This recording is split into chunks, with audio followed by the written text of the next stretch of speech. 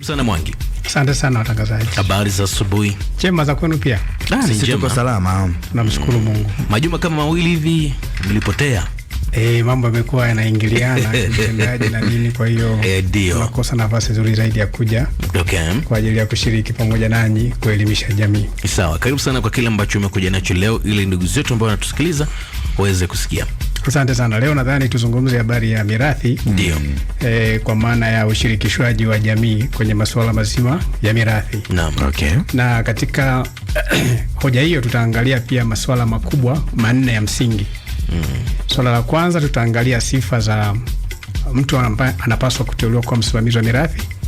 Lakini swala la pili tutaangalia mamlaka ya mahakama katika kuteua msimamizi wa mirathi. Na tutaangalia pia ushirikishwaji wa jamii pamoja na warithi katika mchakato wa ufunguzi wa mirathi mpaka kuteua msimamizi wa mirathi.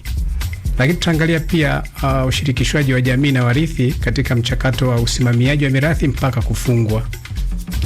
Na tukianza na hichi kipengele cha kwanza kuhusu sifa za mtu ambaye anaweza kuteuliwa kwa msimamizi wa mirathi, mahakama huwa inaangalia mambo makubwa matatu. La kwanza huwa inaangalia kama mtekeleza wosia yupo, maana yake kuna wosia, basi huyo mtu anakuwa na sifa ya kuomba kuteuliwa kutekeleza wosia. Athibitishwe mahakamani. Lakini cha pili tunaangalia kama hajaacha wosia au wosia alioacha haujamteua msimamizi wa mirathi, basi tunamwangalia yeyote mwenye cha kupoteza. Ikiwa mirathi haitasimamiwa, anakuwa na sifa pia kuomba kuteuliwa kwa msimamizi wa mirathi. Lakini kama hakuna wanaojitokeza kati ya hao, mdai wa marehemu naye anakuwa na sifa pia kuomba kusimamia mirathi na mahakama inaweza kumteua. Na jambo la tatu linaloangalia ni uadilifu wa huyo mwombaji anayekuja mahakamani. Na viko vigezo vingi ambavyo mahakama inazingatia kupima uadilifu wa mwombaji, ikiwa pamoja na kuruhusu wanufaika au warithi kuleta mapingamizi ikiwa wanatilia mashaka uadilifu wa aliyekuja kuomba kuteuliwa kwa msimamizi wa mirathi au yule ambaye ameteuliwa kwenye wosia kusimamia mirathi. Na mahakama ikijiridhisha kwamba uadilifu wake uko mashakani, basi inaweza isimteue na ikateua mtu mwingine ambaye mahakama inaona na sifa au anafaa. Kwa hiyo anaweza akawa miongoni mwa wanufaika au asiwe miongoni mwa wanufaika.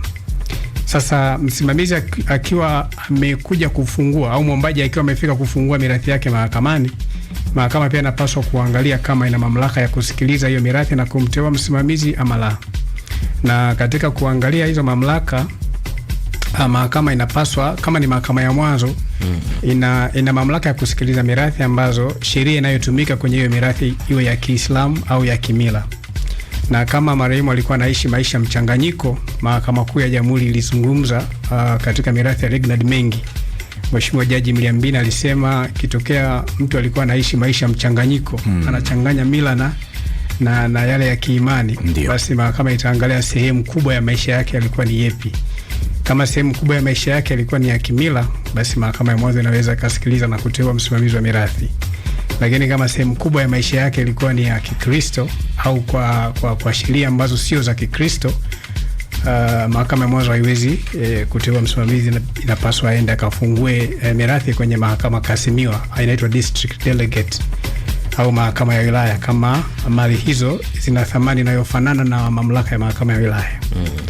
Sasa msimamizi akishateuliwa au mahakama imeshajiridhisha kwamba ina mamlaka ya kusikiliza, itateua msimamizi. Na katika kuangalia pia mamlaka, mahakama inapaswa kuangalia mara ya mwisho marehemu alikuwa anaishi wapi mpaka umauti wake unamkuta. Kama alikuwa anaishi ndani ya wilaya husika, basi mahakama ile ya wilaya husika itakuwa na mamlaka ya kusikiliza. Sasa watu wanachanganya hilo eneo. Utakuta mtu anatoka Ludewa anakuja kufungua mirathi Njombe. Sasa kisheria mahakama ya Njombe haiwezi kusikiliza mirathi ya mtu ambaye wakati wa uhai wake alikuwa anaishi Ludewa. Kwa sababu Ludewa ni wilaya nyingine. Ndio. Haijalishi anaishi mpakani ni karibu kiasi gani na mahakama iliyoko wilaya ya Njombe. Ndio. Kwa mtu mwingine anaweza kapima umbali kutoka pale aliko kwenda Ludewa ni mbali zaidi kutoka pale alipokuja Njombe. Aka opt kuja Njombe, si ndio? Lakini kisheria mahakama ya Njombe haina mamlaka ya kusikiliza. Au akaona yule ambaye pengine yuko naye kwenye mgogoro yuko huku Njombe, lakini yeye eneo analogombana anaishi marehemu.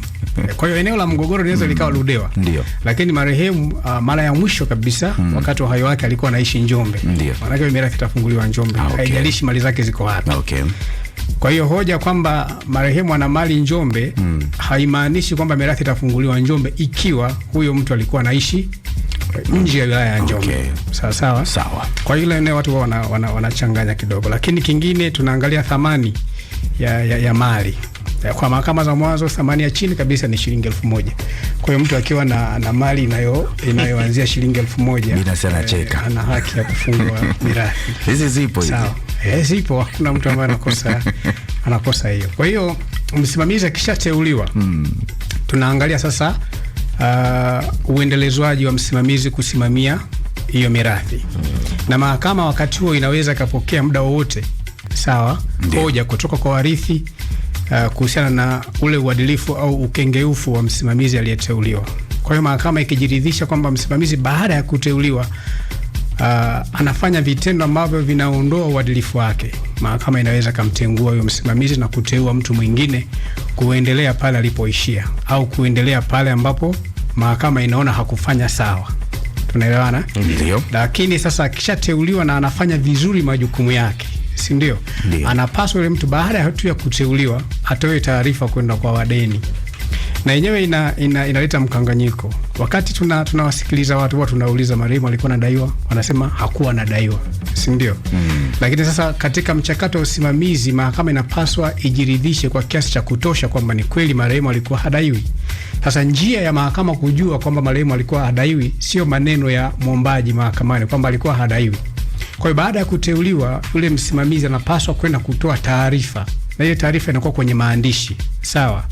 Kwamba mimi nimeteuliwa kuwa msimamizi, sasa kama kuna mtu ana madai na marehemu aje anione ili niweze kushughulikia madai yake. Na ile taarifa huwa inatangazwa kwenye ofisi zile ambazo marehemu alikuwa na mali, au mahakama ikiona inafaa inaweza ikatoa amri itangazwe kwenye gazeti linalosomwa na umma. Sasa ikishatangazwa na ikatoa siku ambazo watu wanapaswa kuja mahakamani kuleta hoja zao kama walikuwa na madai na marehemu, zikaisha pasipo watu kuja, mahakama itaamini kwamba marehemu hakuwa anadaiwa.